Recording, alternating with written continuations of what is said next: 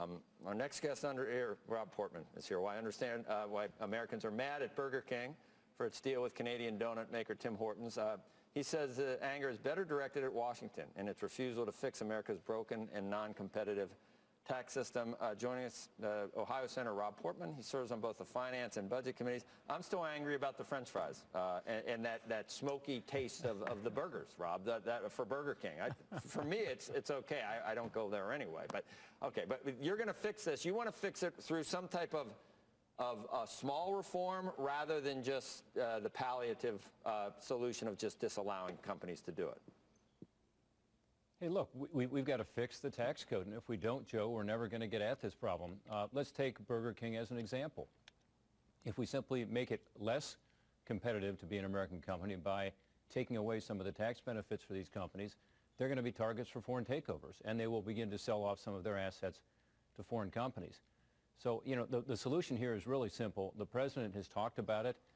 Congress knows what we have to do. If Washington wasn't so broken, we would have fixed it already. But let's get busy. Let's lower the rate. Sam Zell just talked about it. Let's go to a competitive international system. We are one of the few countries in the world that actually taxes on a worldwide rather than a territorial basis. It makes no sense.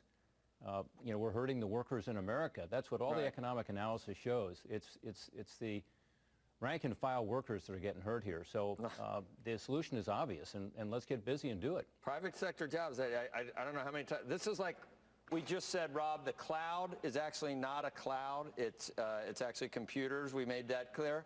Private sector jobs are created by corporations that operate in the private sector. I don't think that is obvious to at least half of this country at this point. And it would actually be better if those companies were more nimble and more able to compete globally right now. Wouldn't that be better domestically for more people getting hired? I mean, these things are okay. Absolutely. Rob, we're talking at each other. Okay, so first of all, you need a tourniquet now because there's not going to be any corporate taxes left because it takes 3 years to do what you want to do, and they'll all be gone by then. That's what the tourniquet people That's want where to do. I am. That's what the tourniquet people want. Yeah, it doesn't take 3 years. You know, I've got a proposal. Others have proposals. We know what we have to do. Let's just get busy doing it. I mean, look, every time we come up with a tax reform idea, we say, well, it's going to take too long. Let's wait. You know, let's not wait. Let's do it. Well, everybody knows what has to be done. Let's waste all our time talking about the tourniquet. We don't need to Republicans won't pass the tourniquet. So instead of wasting time actually trying to do something, we're going to waste time just you know, pretending that the Democrats are going to pretend that they can pass a tourniquet, which they can't. Right?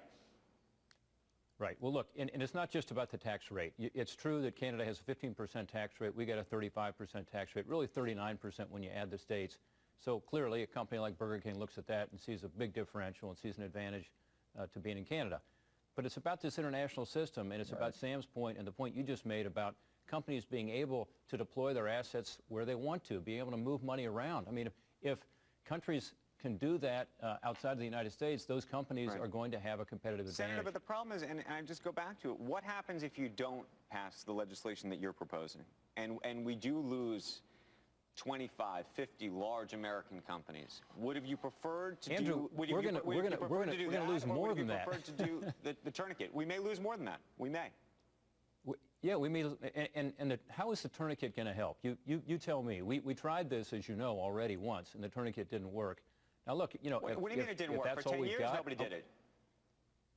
Right?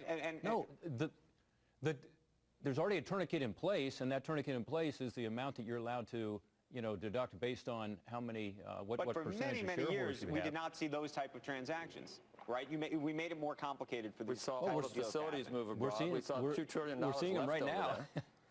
I think part of the problem was it used to be that this was not a very different tax rate from a lot of different places. Right. What's happened is the world around us has changed. But you could also argue when Ronald Reagan set that tax rate at 35%, it was below the average. And by the way, that was a long time ago. Joe, Pete Rose was still playing for the Cincinnati Reds when that rate was set. So that's how long ago it was. And every other one of our competitors, all of them, have reformed their tax code since then except us. Every OECD country has not only lowered their rate, they've gone to a more competitive international system.